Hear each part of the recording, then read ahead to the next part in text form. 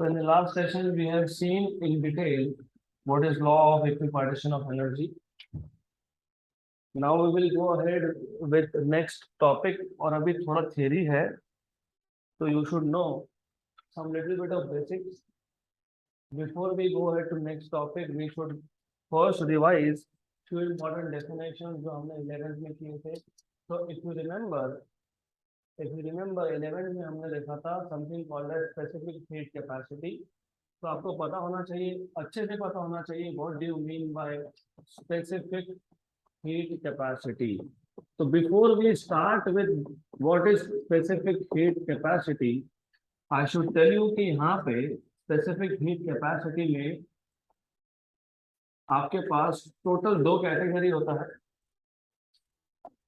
Number 1 specific heat capacity at constant volume and number 2 specific heat capacity at constant pressure. तो ये दोनों ही आपको पता होना चाहिए. तो you must know there are two categories in specific heat capacity. ये exactly specific heat capacity होता क्या है we will define soon. और अगला जो टॉपिक है it is based on the definition of specific heat capacity. तो पहले पता होना चाहिए. वैसे it is expected कि आपको 11th में आपने सीखा है. तो specific heat capacity is of two types. एक होता है specific heat capacity at constant volume. तो specific heat capacity at constant volume, मतलब हम यहाँ पे वॉल्यूम को कांस्टेंट रख के स्पेसिफिक हीट कैपेसिटी को डिफाइन करेंगे. Number 2 is specific heat capacity at constant pressure.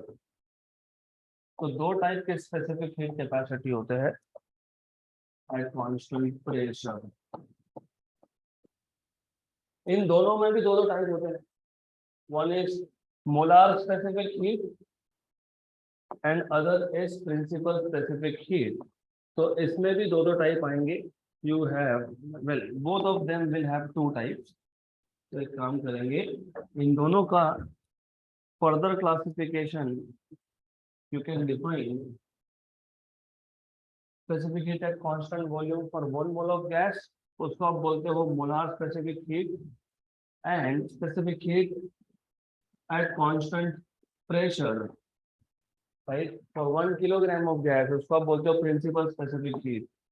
तो यहाँ पे you may have molar specific heat और you may have principal specific heat. Good. तो रिमेंबर, सबसे पहले basic definition of specific heat capacity पता होना चाहिए. फिर इतना पता होना चाहिए कि हम स्पेसिफिक हीट कैपेसिटी को दो टाइप से डिफाइन कर सकते हैं, एक कांस्टेंट वॉल्यूम पे, एक कांस्टेंट प्रेशर पे. अब depending on how much quantity of gas you have, अगर आपके पास 1 मोल ऑफ गैस है तो उसको आप बोलते हो मोलार स्पेसिफिक हीट. अगर आपने स्पेसिफिक हीट को कांस्टेंट वॉल्यूम पे डिफाइन किया है तो आप बोलते हो molar specific heat at constant volume. अगर आपने 1 मोल ऑफ गैस का स्पेसिफिक हीट कांस्टेंट प्रेशर पे डिफाइन किया है तो आप बोलते हो molar specific heat at constant pressure. Similarly अगर आप specific heat 1 kilogram of gas के लिए डिफाइन कर रहे हो तो उसको आप बोलते हो principal specific heat at constant volume या फिर principal specific heat at constant pressure. तो इन टोटल हमको लगने वाले हैं 7 definition. You will need 7 different definitions. Number 1, तो कौन से 7 इंपॉर्टेंट डेफिनेशन हमको लगेंगे मैं पहले लिस्ट डाउन कर दूंगा. तो सबसे पहले हम जनरल डेफिनेशन बनाएंगे. What is specific heat capacity. तो first basic definition will be specific heat capacity. इसके बाद हम इसमें डिफाइन करेंगे what is specific heat capacity at constant volume.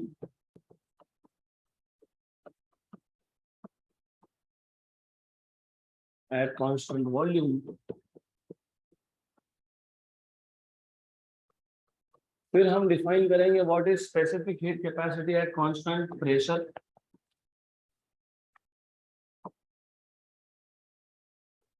At constant pressure.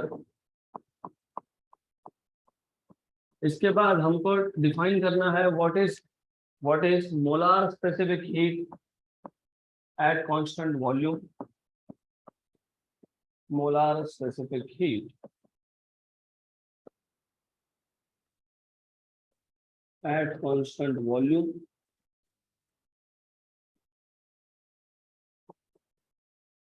फिर हम डिफाइन करेंगे what is molar specific heat at constant pressure.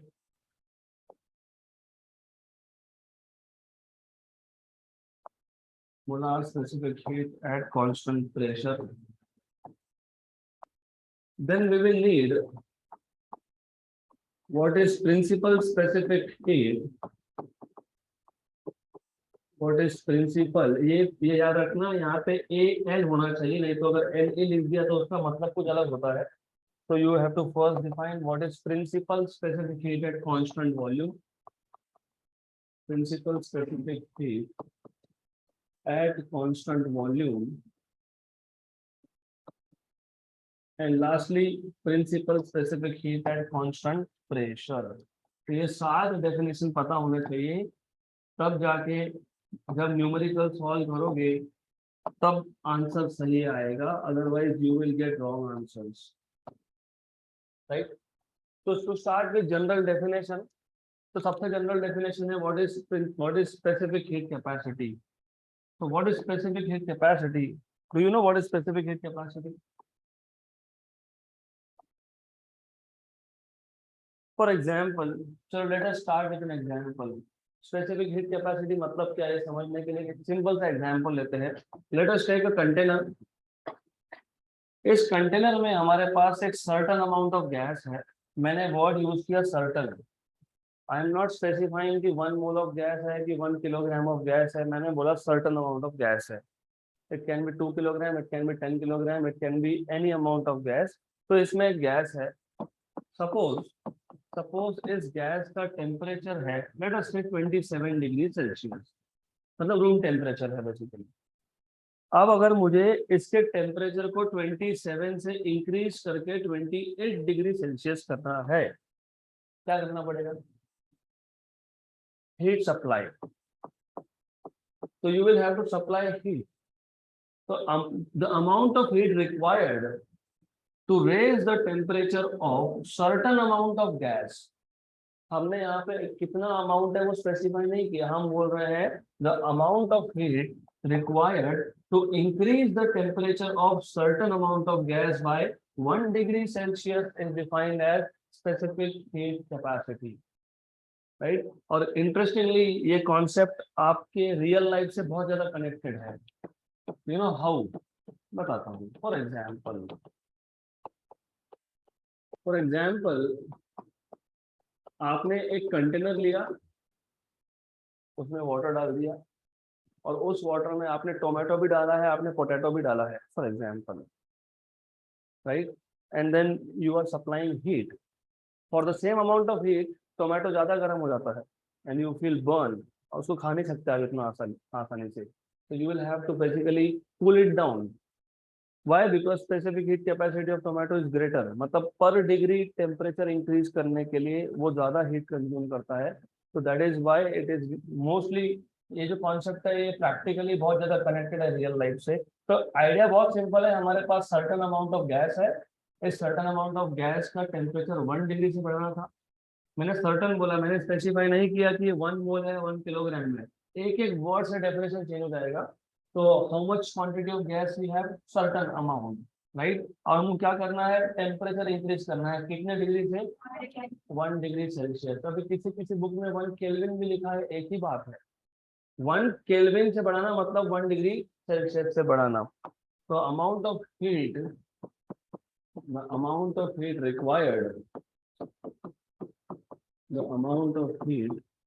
required to raise the temperature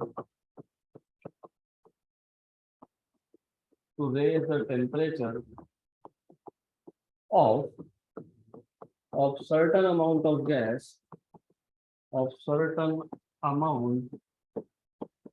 of gas by 1 degree Celsius or 1 Kelvin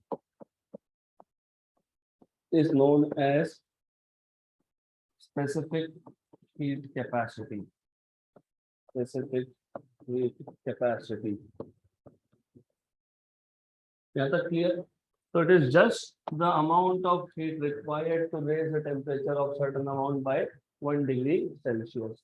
अब जब मैं इसको heat supply कर रहा था तो increase the temperature by 1 degree Celsius, मैंने अगर वॉल्यूम कांस्टेंट रखा है जो मैंने यहाँ रखा है, एज यू कैन सी मैंने कहीं पे भी इस कंटेनर में मूविंग पार्ट नहीं बताया, तो the walls of this container are fix, मतलब यहाँ पे वॉल्यूम इंक्रीज नहीं हो सकता, तो you can not increase volume in this case.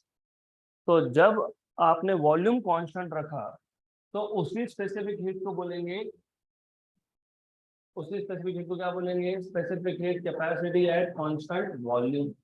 तो डेफिनेशन इज एग्जैक्टली सेम, सिर्फ थोड़ा सा चेंज होगा, very small amount of change will be here.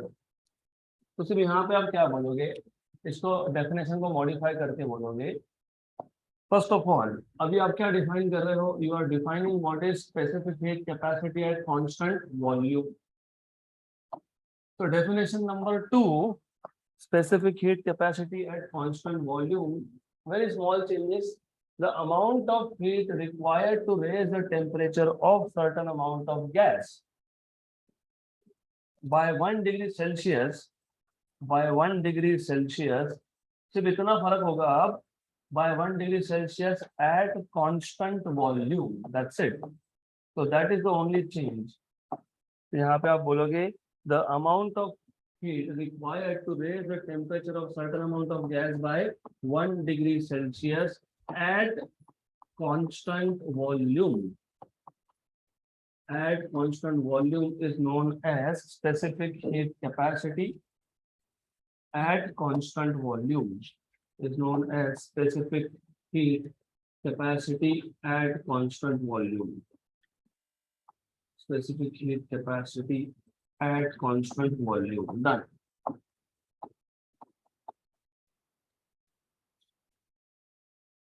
यहाँ तक क्लियर?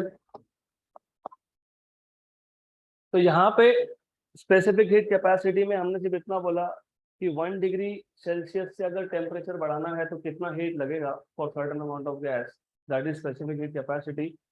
उसी में आगे हमने सिर्फ वॉल्यूम फिक्स कर दिया। फॉर एग्जांपल यहाँ पे हमारे पास एक कंटेनर है, इस कंटेनर का वॉल्यूम कांस्टेंट है, वॉल्यूम कैन नॉट चेंज। तो अब एट कांस्टेंट वॉल्यूम आपको सर्टेन अमाउंट ऑफ गैस का टेम्परेचर 1 डिग्री से इंक्रीज करने के लिए जितना भी हीट रिक्वायर्ड है उसको बोलोगे specific heat capacity at constant volume. That's it. तो यहाँ पे सिर्फ हम एक्स्ट्रा वर्ड डाल देंगे eight constant volume. Done. That's it. Good. So similarly, what will be specific heat capacity at constant pressure?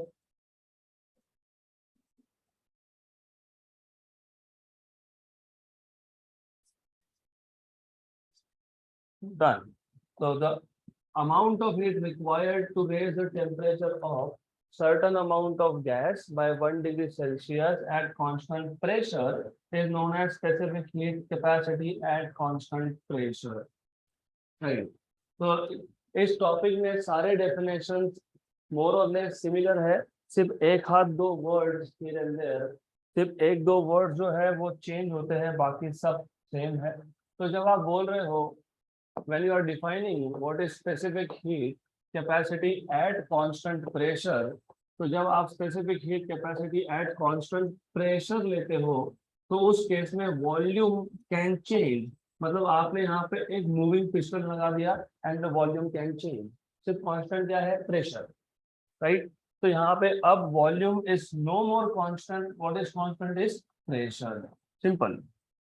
तो नेक्स्ट डेफिनेशन था specific heat capacity at constant pressure,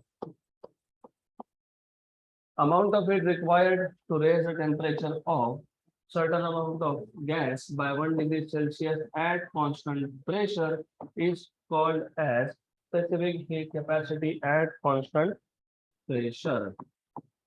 Done. So your definition ready. Good.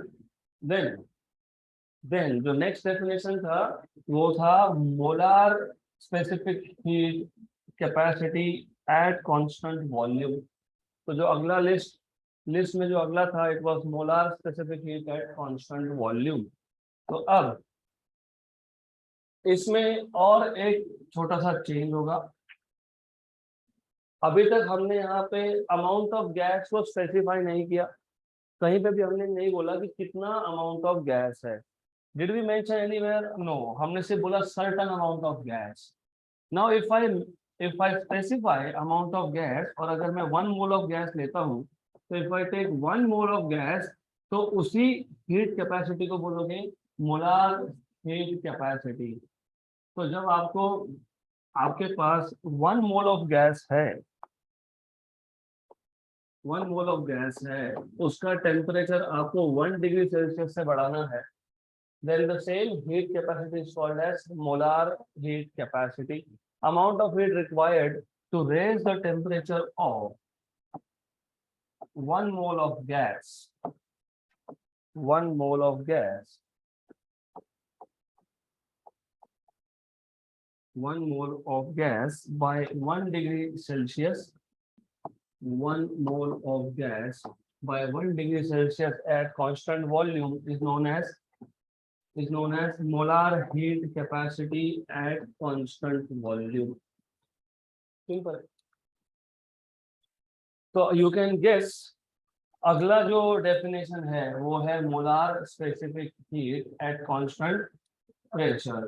तो अब आप खुद ही बता सकते हो, how will you define what is molar specific heat at constant pressure?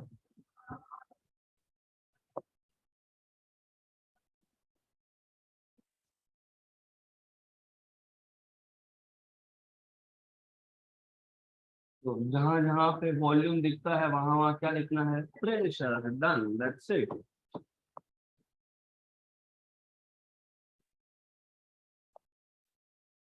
So this is how you can define molar heat capacity at constant pressure. The amount of the amount of heat required to raise the temperature of 1 mole of gas by 1 mole of 1 mole of gas by 1 degree Celsius, by 1 degree Celsius at constant pressure is called as molar specific heat at constant pressure.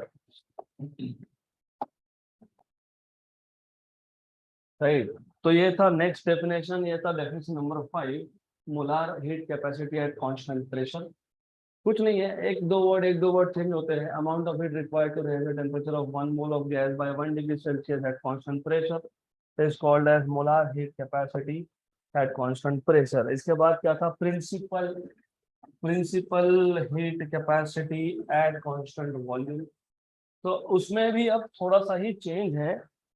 तो जब आप principal heat capacity define करते हो, eight constant volume define किया अगर, तो for example सिर्फ principal मतलब 1 किलोग्राम। डन। तो अब इसमें चेंज क्या होगा? The amount of heat required to raise the temperature of 1 kilogram of gas at constant volume is known as principal heat capacity at constant volume. That's it. तो बहुत small changes है। Principal heat capacity, amount of heat required to raise the temperature of 1 kilogram of gas at constant volume is known as principal heat capacity at constant volume. Right? So last definition is principal heat capacity at constant pressure.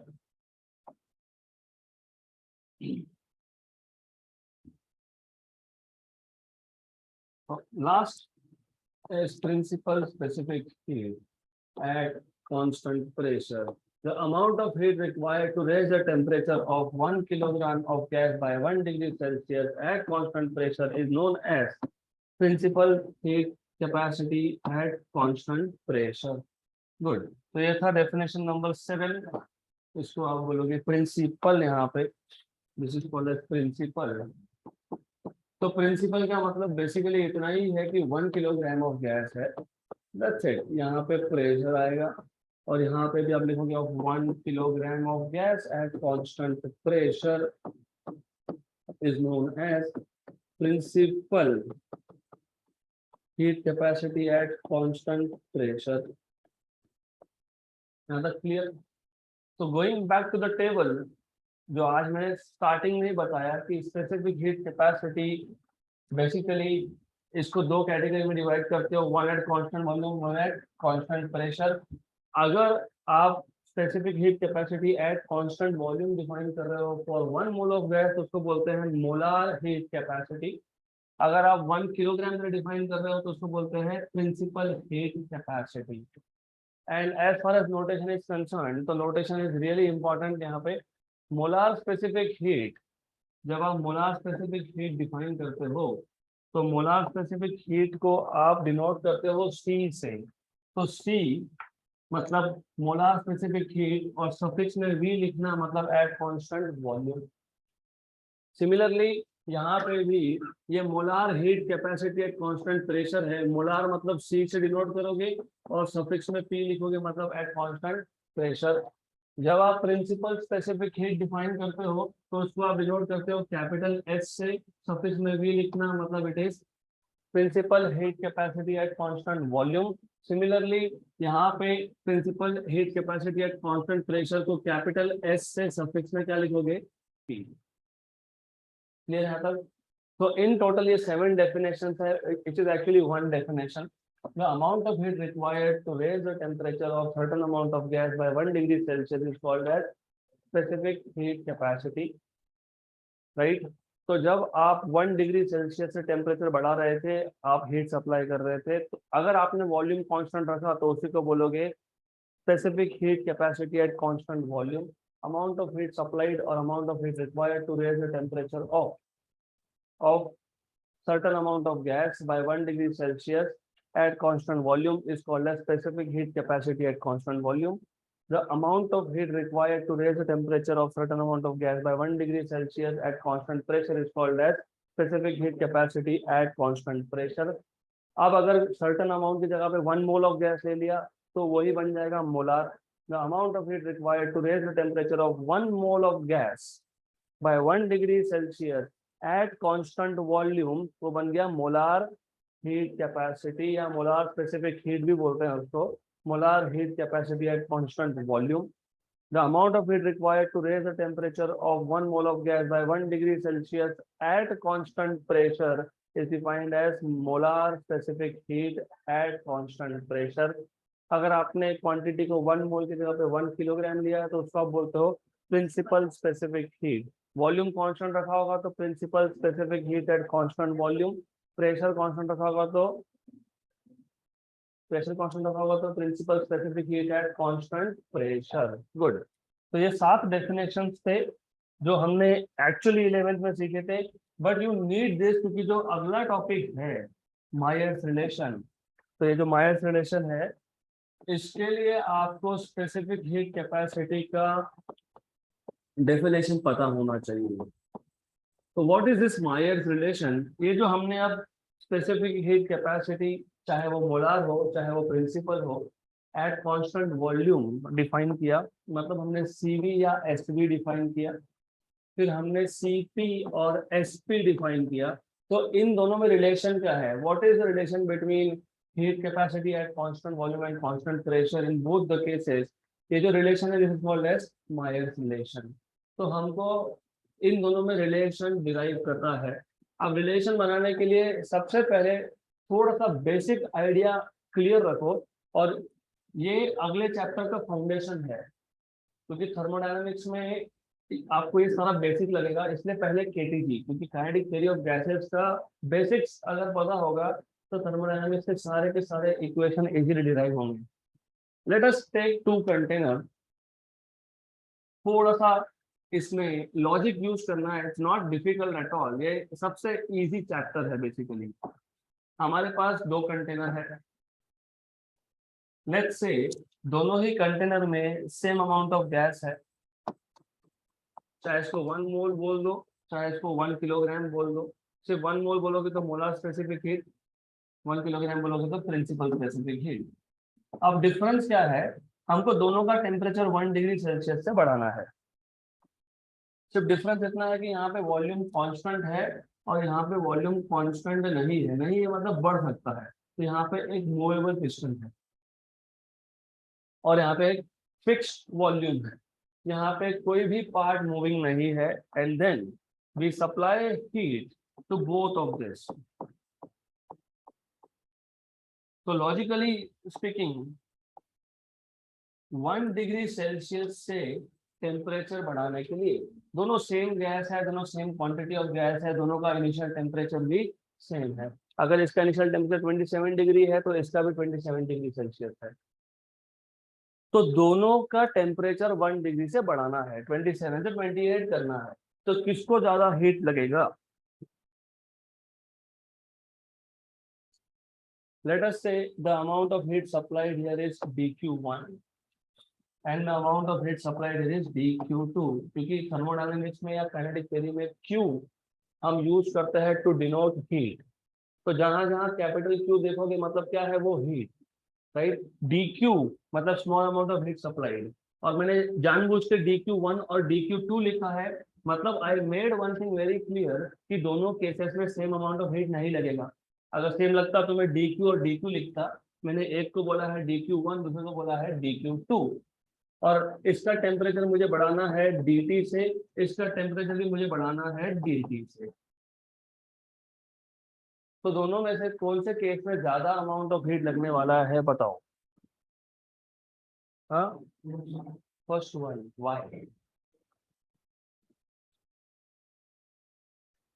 You are thinking exactly other way round, opposite सोच रहे हो। यहाँ जो भी heat मैं supply करूंगा वो एक ही काम करेगा, to increase the temperature, done. लेकिन यहाँ पे जितना हीट मैं सप्लाई किया वो दो काम करेगा, एक तो टेम्परेचर इंक्रीज करेगा, एक वॉल्यूम इंक्रीज करेगा। और जब वॉल्यूम इंक्रीज होता है तो वर्क डन होता है, राइट। तो इन फैक्ट सेकेंड केस में the amount of heat supplied is doing two things, it is increasing the temperature of the gas and it is also doing work by pushing the piston up। तो यहाँ पे ज्यादा heat लगने वाला है compare to the first case. तो first case में हमने जितना भी हीट सप्लाई किया it will only increase the energy of the gas. तो DE मतलब D मतलब क्या, increase in the energy of gas. In the second case यहाँ पे जो हीट सप्लाई कर रहे हो वो एनर्जी भी इंक्रीज करेगा, प्लस क्या करेगा, work done, work done in moving piston up. तो ये अगर बेसिक आइडिया याद होगा तो फिर आगे जाके प्रॉब्लम नहीं आएगी। सेम अमाउंट ऑफ गैस था, इनिशियल टेम्परेचर सेम था, इनिशियल वॉल्यूम सेम था, हमको टेम्परेचर भी सेम अमाउंट से इंक्रीज करना है dt एंड dt। हमने पहले केस में जो हीट सप्लाई किया उसने एक ही काम किया, टू इंक्रीज द टेम्परेचर मतलब to increase the energy of the system. Temperature increase करना मतलब एनर्जी इंक्रीज करना। मैंने कल ही बताया था आपको, काइनेटिक एनर्जी टेम्परेचर पे डिपेंड करता है। तो अगर आप बेसिकली टेम्परेचर बढ़ा रहे हो मतलब आप सिस्टम की एनर्जी बढ़ा रहे हो। यहाँ पे आपने हीट सप्लाई किया, heat is energy, energy can neither be created nor be destroyed. तो it does two thing, it increases the energy of the gas plus it performs work. तो हीट एनर्जी है, एनर्जी भी energy है और work भी energy है। तो which one will take more amount of heat at constant pressure and which one will take less amount of heat at constant volume? Very good। अगर इतना clear है तो मायर्स रिलेशन डिराइव करना is a very simple thing. तो सबसे पहले what we will do is, हम 1 mole of gas लेंगे, उसको एक कंटेनर में क्लोज करेंगे, जैसे अभी ये किया था हमने। हमारे पास 1 मोल ऑफ गैस है, एक कंटेनर में है, और उस कंटेनर को हमने फिक्स किया विद लाइट। लाइट मतलब ये जो पिस्टन है इसका वेट नहीं है, फ्रिक्शनलेस एंड मूवेबल पिस्टन। एक एक वर्ड इंपॉर्टेंट है यहाँ पे। सी व्हाई लाइट? अगर इसका खुद का वेट है, अगर इसका खुद का वेट है तो because of its own wait ये वॉल्यूम को कम करते जाएगा, जो नहीं होना चाहिए। क्योंकि वॉल्यूम कम होना मतलब उल्टा हो गया। यहाँ तो गैस वॉल्यूम इंक्रीज करना चाहिए था, मतलब work done by the gas होना चाहिए था। केमिस्ट्री में हुआ होगा, work done on the gas and bye the gas. तो अगर ये पिस्टन का खुद का वेट है तो बिकॉज ऑफ ग्रेविटी ये नीचे आएगा, तो ये गैस के ऊपर वर्क कर देगा, तो it will be work done on the gas. हमको ये नहीं चाहिए, हमको क्या चाहिए, work done by the gas. इसके लिए जो पिस्टन है this should be light, light in weight, massless basically. Number two, ये piston should be frictionless. Why? क्योंकि जब हमने हीट सप्लाई किया तो दो काम हुए, एक to increase the energy, other to increase the volume. But imagine, imagine कि यहाँ पे फ्रिक्शन है, जहां जहां कांटेक्ट है फ्रिक्शन वहीं पे होता है। अगर फ्रिक्शन है तो यहाँ पे डिसिपेटिव फोर्सेस, मतलब बेसिकली क्या, ये जो फ्रिक्शन है इसको ओवरकम करने में भी एनर्जी जाएगा। ये जो फ्रिक्शन था between piston and walls of container, इसको ओवरकम करने में भी एनर्जी जाएगा। तो फिर heat supply will do three things to increase the energy of gas, मतलब to increase temperature of gas. Number two, to do work in increasing volume. And number three, to overcome dissipative forces. Dissipative मतलब frictional forces. तो इसलिए हमने बोला massless मतलब light, and then we are saying frictionless, and तीसरा the piston should be movable, movable piston होना चाहिए ये, राइट। तो ये तीन चीजें यहाँ पे इंपॉर्टेंट है। अब to start with, will first consider 1 mole of gas. हम 1 मोल की बात करेंगे, बाद में 1 किलोग्राम में कन्वर्ट कर देंगे, क्योंकि हमको दोनों रिलेशन चाहिए। हमको सीपी सीवी का और एसपी एसवी का रिलेशन चाहिए, तो दोनों डिराइव करेंगे। But we will start with 1 mole of gas. So let us consider 1 mole of ideal gas, 1 mole of ideal gas enclosed in a container fitted with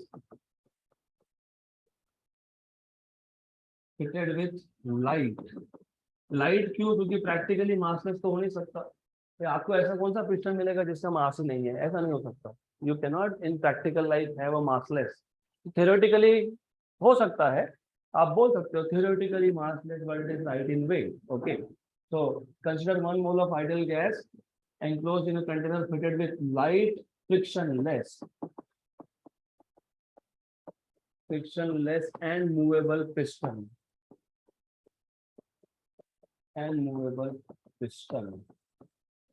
अब हमको जो जो पैरामीटर लगने वाले हैं हम पहले से ही डिफाइन करके रख देंगे। एक तो प्रेशर लगेगा, तो let P be the pressure of gas, pressure exerted by the gas।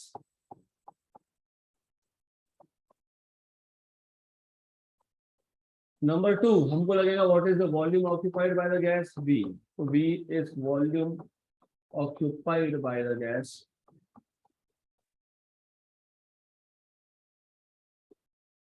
Number three, temperature capital T, और ये टेम्परेचर कौन सा टेम्परेचर है? Absolute temperature of the gas.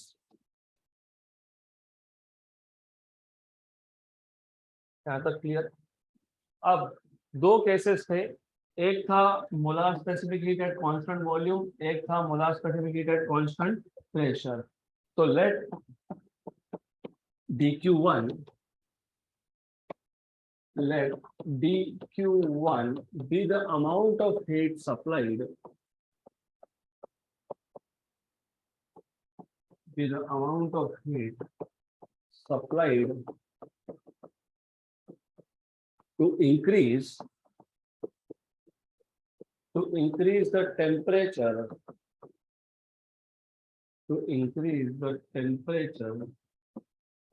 of gas by dt, तो हमको यहाँ पे स्मॉल अमाउंट से टेम्परेचर इंक्रीज करना है, may be 1 degree, may be 2 degree, may be 10 degree. तो मैं बोल रहा हूँ dt। तो let dq1 be the amount of heat supplied to increase the temperature of gas by dt at constant volume,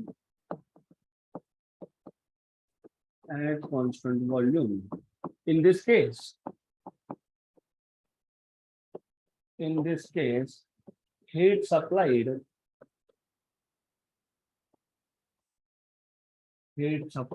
dq1 will only increase the energy of gas, will only increase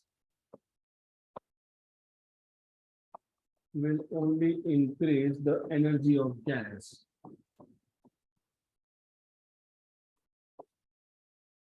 Therefore, जितना भी heat हमने supply किया पूरा का पूरा energy increase करने में गया, dq1 equal to dE। But ये जो हमने 7 डेफिनेशन देखे थे, ये डेफिनेशन रिवाइज करने के पीछे रीजन था। द रीजन वाज कि आपको एक बार कॉन्सेप्ट पता है तो फॉर्मूला ज्यादा इजी समझेगा। जब आप बोलते हो CV मतलब molar specific heat at constant volume, मतलब the amount of energy required to raise the temperature of 1 mole of gas by 1 degree Celsius at constant volume। तो बेसिकली स्पेसिफिक हीट मतलब अमाउंट ऑफ हीट। क्योंकि define कैसे किया आपने क्या बोला, 1 degree Celsius से 1 मोल ऑफ गैस का टेम्परेचर बढ़ाने के लिए कांस्टेंट वॉल्यूम पे कितना हीट लगेगा, उसको क्या बोला हमने, मोलार स्पेसिफिक हीट। मतलब मोलार स्पेसिफिक हीट है क्या, हीट ही है। थोड़ा लॉजिकली सोचो, the amount of heat required मतलब अमाउंट ऑफ हीट रिक्वायर्ड मतलब heat to increase the temperature of 1 mole of gas by 1 degree Celsius is defined as molar specific heat at constant volume। मतलब molar specific heat क्या है, heat है। तो CV क्या है, dQ1 है, बराबर, करेक्ट, राइट। तो what is CV, it is nothing but heat. Define वैसे किया आपने, amount of heat required to increase the temperature. तो CV मतलब हीट, CP मतलब हीट, SV मतलब हीट और SV भी हीट। सिर्फ CV मतलब heat at constant volume, CP मतलब heat at constant pressure, SV मतलब heat supplied at constant volume to 1 kg gas, और SV मतलब heat supplied at constant pressure to 1 kg of gas. तो यहाँ पे टेम्परेचर का चेंज कितना था, 1 डिग्री। हमने कितना बोला, dt। तो यहाँ पे हम 1 डिग्री की बात कर रहे हैं क्या, नहीं कर रहे हैं। तो क्या करेंगे, divide by dt। Suppose example, आपको एग्जाम्पल से ज्यादा समझ में आएगा ये। फॉर एग्जाम्पल मैंने टेम्परेचर बढ़ा दिया 3 डिग्री से, तो can you call this as CV? You can not, क्योंकि बाय डेफिनेशन कितने डिग्री से बढ़ाना था, 1। हमने जितना हीट सप्लाई किया उसने क्या किया, उसने टेम्परेचर को बढ़ा दिया 3 डिग्री से। तो चलेगा क्या, नहीं चलेगा। तो फिर मुझे क्या करना पड़ेगा, डिवाइड बाय 3। अगर 4 डिग्री से बढ़ाया तो डिवाइड बाय 4, अगर dt से बढ़ाया तो डिवाइड बाय dt। तो by definition what is CV, it is dq by dt। तो हम ऐसा करते हैं, dt को यहाँ लिखने की जगह पे यहाँ लिखते हैं। तो dq1 equal to CV dt। क्या तक क्लियर? बाय डेफिनेशन था 1 डिग्री से बढ़ाना, हमने बढ़ा दिया dt से, तो dt से डिवाइड भी कर लिया, हो गया न्यूट्रलाइज। यहाँ तक क्लियर, राइट। अभी भी जिनको कनेक्ट नहीं कर पा रहे हो तो ध्यान देना पड़ेगा, तब जाके समझेगा। डेफिनेशन के हिसाब से हीट सप्लाइड जो था उसने 1 डिग्री से टेम्परेचर बढ़ाना चाहिए था। सपोज 10 डिग्री से बढ़ा दिया, तो फिर हम क्या करेंगे, डिवाइड बाय 10 कर लेंगे, क्योंकि हमको क्या डिफाइन करना है, राइट। 20 डिग्री से बढ़ाया तो क्या करोगे, डिवाइड बाय 20। तो dt से बढ़ाया तो डिवाइड बाय क्या करेंगे, dt, और dt को वहां शिफ्ट कर देंगे, हो गया। इससे क्या हुआ, इक्वेशन नंबर 1 और 2 का लेफ्ट हैंड साइड क्या है, सेम आ गया। Very good. Therefore from equation number 1 and 2 what you get is dE is equal to CV dt, equation number 3। Now clear? So increase in the energy of gas is equal to CV dt, right? अब जैसे हमने यहाँ बोला, let dq1 be the amount of heat supplied to increase the temperature of gas by dt at constant volume। तो अब on the similar line हमको relation चाहिए था किसका, CP और CV का। तो यहाँ तो हम CV को लेके आए इक्वेशन में, समहाउ इक्वेशन में हम CV को लेके आए, वैसे ही हमको CP को भी लाना पड़ेगा। तो अब आप बोलोगे late dQ2 be the amount of heat supplied to increase the temperature of gas by dt at constant pressure। लेकिन अभी अभी मैंने डायग्राम के थ्रू आपको बताया कि जब आप प्रेशर कांस्टेंट रखते हो तो वॉल्यूम कैन चेंज, और जब वॉल्यूम चेंज होता है तो अमाउंट ऑफ हीट सप्लाई दो काम करता है। क्या काम करता है? एक तो एनर्जी इंक्रीज करने का और दूसरा वर्क डन करने का। तो इन this case the heat supplied dq2 the heat supplied dq2 does two things. Number one increases the energy by dE. Number two, energy increase करना मतलब टेम्परेचर इंक्रीज करना।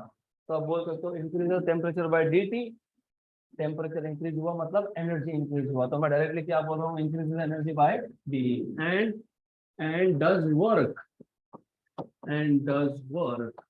dW, क्योंकि वो पिस्टन को ऊपर भी मूव करेगा।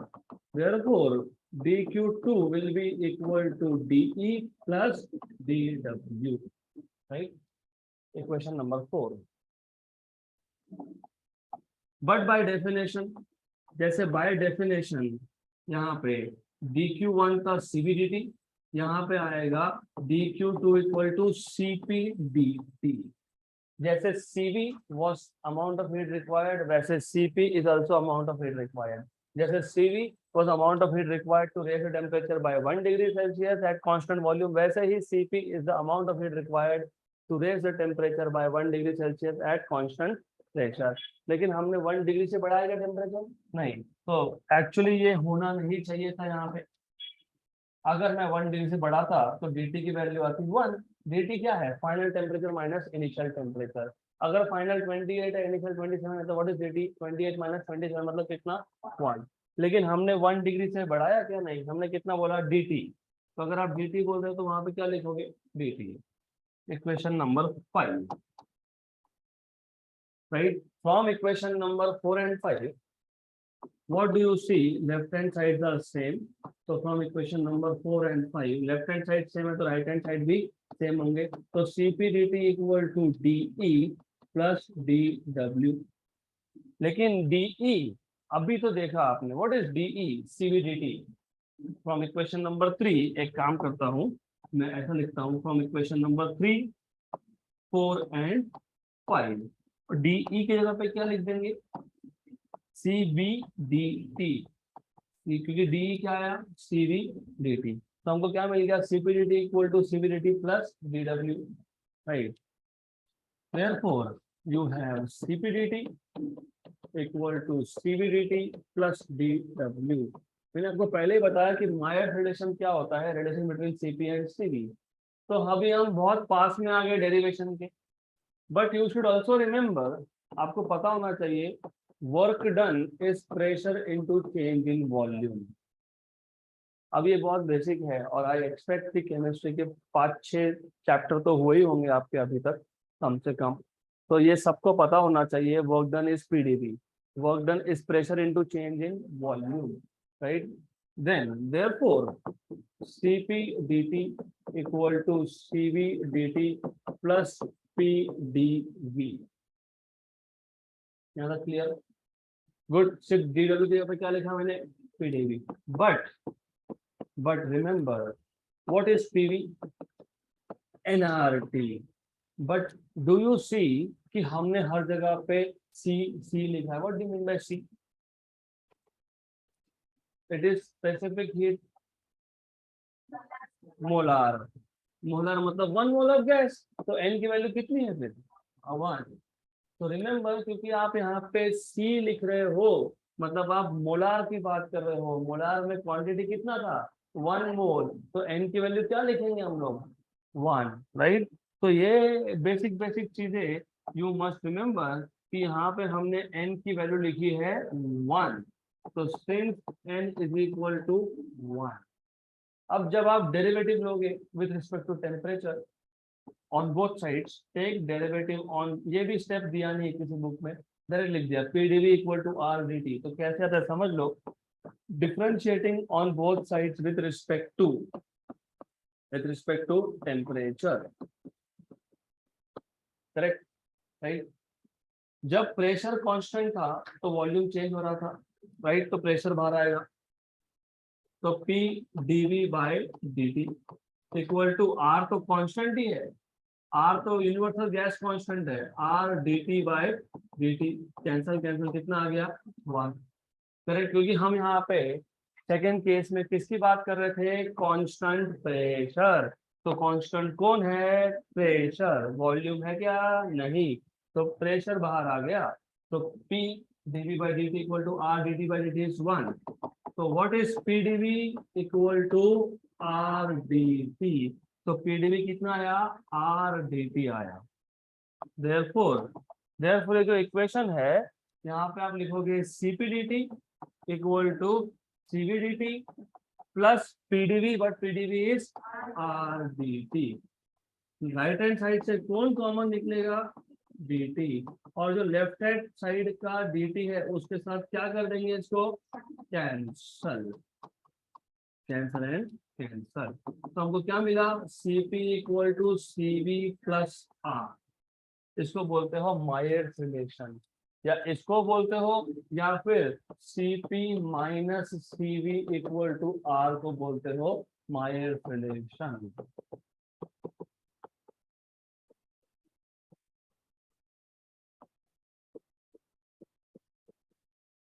यहाँ तक clear, and it is very obvious. बहुत बार क्या होता है कंफ्यूजन, कोई कोई ऐसा लिख देता है Cv equal to Cp plus R, actual क्या था, Cp equal to Cv plus R।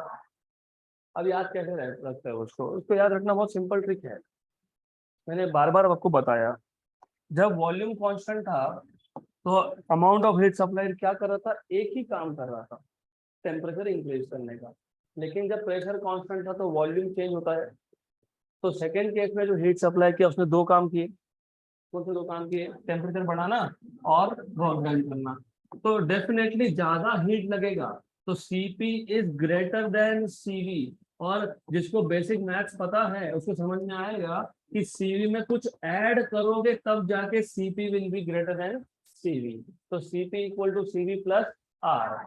अगर आप लिखते हो Cv equal to Cp plus R, इसका मतलब आप उल्टा बता रहे हो, आप बता रहे हो कि amount of heat required at constant pressure is less than constant volume, तो ऐसा होता नहीं है, तो Cp minus Cv is equal to क्या आया, R, राइट। अब ये जब हमने मायर्स रिलेशन डिराइव किया तो हमारा कुछ बेसिक असम्पशन था, वो असम्पशन ऐसा था, देखो यहाँ पे दो चीज है, एक तो अमाउंट ऑफ हीट सप्लाई, जो हमने नीचे बर्नर लगाया था वो बर्नर क्या कर रहा था, हीट सप्लाई कर रहा था, दूसरा था work done. If you know amount of heat supplied हम नॉर्मली मेजर करते हैं कैलोरीज में, कैलोरी किलो कैलोरी, आप जब कुछ खाते हो बिस्किट्स में भी सम चॉकलेट, उस पर लिखा होता है how many calories you are consuming. जब आप वर्कआउट करते हो, अभी आप सबके पास most of you have smart watch, उसमें भी लिखा होता है, यू सी लिखा है I have burn 50 kilo calories until now, तो अमाउंट ऑफ हीट सप्लाइड या फिर अमाउंट ऑफ हीट कंज्यूम ये होता है कैलोरी या किलो कैलोरी में, लेकिन वर्क डन होता है जूल में। अब प्रॉब्लम क्या आ गया, यहाँ पे जो इक्वेशन था, एक इक्वेशन ऐसा आया जहाँ पे हमने हीट सप्लाइड लिखा है dQ2 और वर्क डन लिखा है, तो आइडियली होना क्या चाहिए, ये सारे के सारे सेम यूनिट में होने चाहिए, इधर all of them should be in SI मतलब जूल, और all of them should be in non SI मतलब कैलोरी, तो ये भी कैलोरी होना चाहिए, ये भी कैलोरी होना चाहिए, ये भी कैलोरी होना चाहिए, लेकिन ये रिलेशन डिराइव करते हुआ क्या पता है, you know what happened, you know क्या हुआ, जैसे एक साइड में सेंटीमीटर लिख दिया, दूसरी साइड में मीटर लिख दिया, चलेगा क्या, 10 centimetre equal to 5 metre plus 5 metre होता है क्या, 10 सेंटीमीटर इक्वल टू 10 मीटर होता है क्या, नहीं होता ना, होता है क्या, 10 centimetre equal to 2 metre plus 8 metre लिखते हो क्या, ऐसा नहीं, तो नहीं लिखते तो फिर क्या होना चाहिए, दोनों साइड पे सेम यूनिट्स होने चाहिए। हमसे छोटी सी गलती हो गई, माइन्यूट मिस्टेक, कि जब हम इक्वेशन डिराइव कर रहे थे तो हमने कहीं पे भी इसके यूनिट्स मेंशन ही नहीं की। Normally heat supplied is measured in calories and work done is measured in joules. तो ऐसा चलेगा नहीं, इवन दो इक्वेशन जो हमारे पास आया है वो करेक्ट है, but normally heat supplied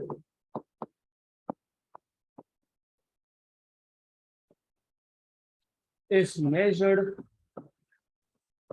in calories and work done is measured in joules। इसका मतलब जो लेफ्ट हैंड साइड है इक्वेशन का वो कैलोरी में है और राइट हैंड साइड जो है वो जूल में है, तो ऐसा चलेगा नहीं। तो ये गलती को करेक्ट करने के लिए हम लोग क्या करते हैं, to bring both of them in same units,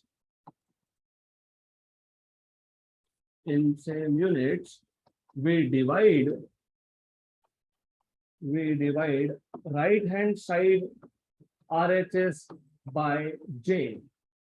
तो हम क्या करते हैं, देखो सिंपल लैंग्वेज में बता रहा हूं मैं आपको, CP minus CV equal to R था, अब R बाय J होगा। फॉर एग्जाम्पल मेरे पास डिस्टेंस था 10 centimetre equal to x metre, right.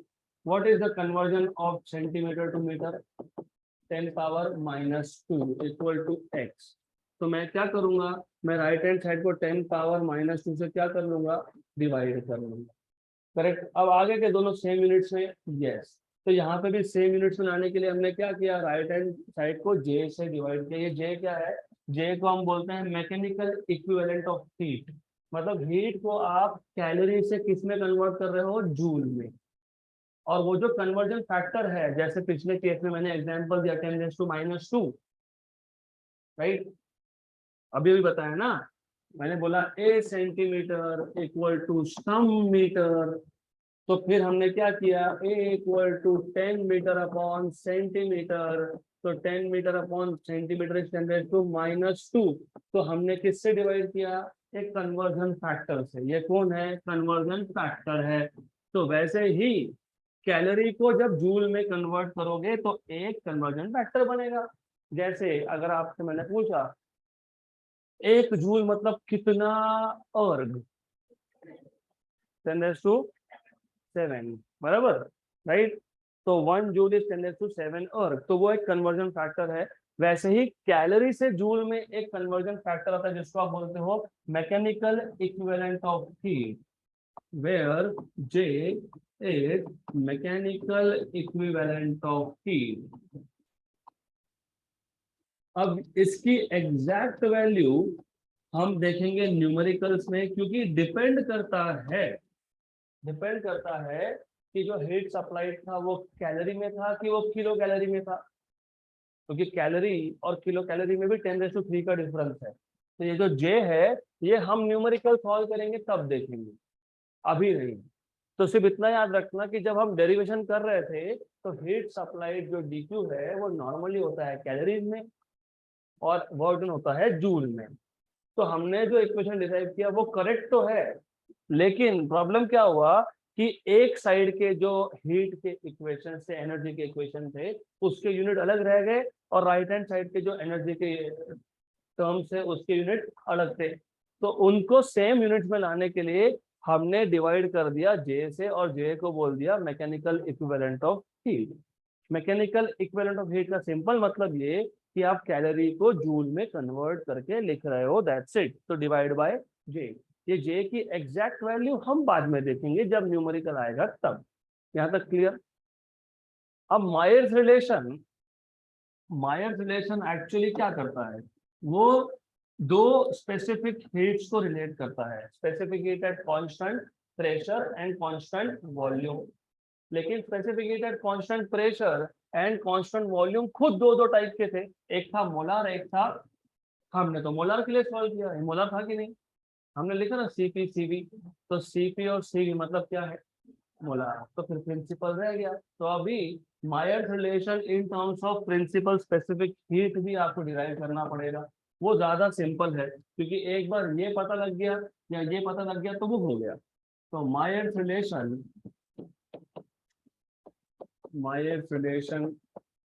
in terms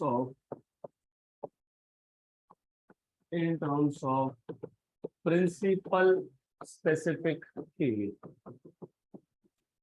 and for this ये डिराइव करने के लिए वापस से आपको पता होना चाहिए 11th के बेसिक्स। 11th में थर्मल प्रॉपर्टीज ऑफ मैटर नाम का एक चैप्टर था, याद है क्या?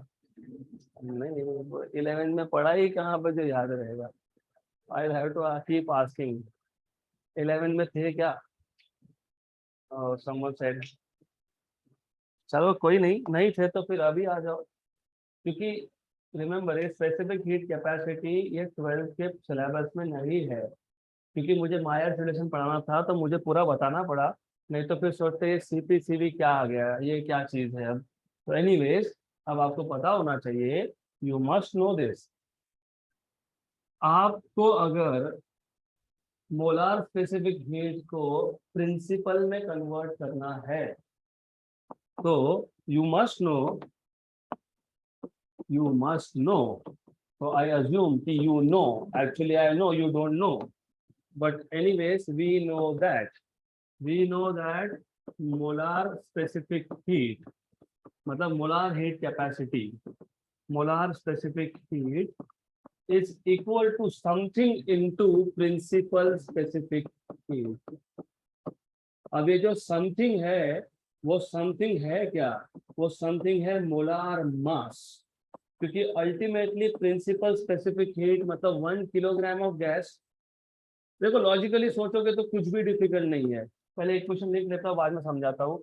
इसको डिनोट करते हो सी से, मोलार मास को डिनोट करूंगा मैं N0 से, और इसको डिनोट करूंगा S से। तो अल्टीमेटली क्या आया? S आया C/N0। लुक,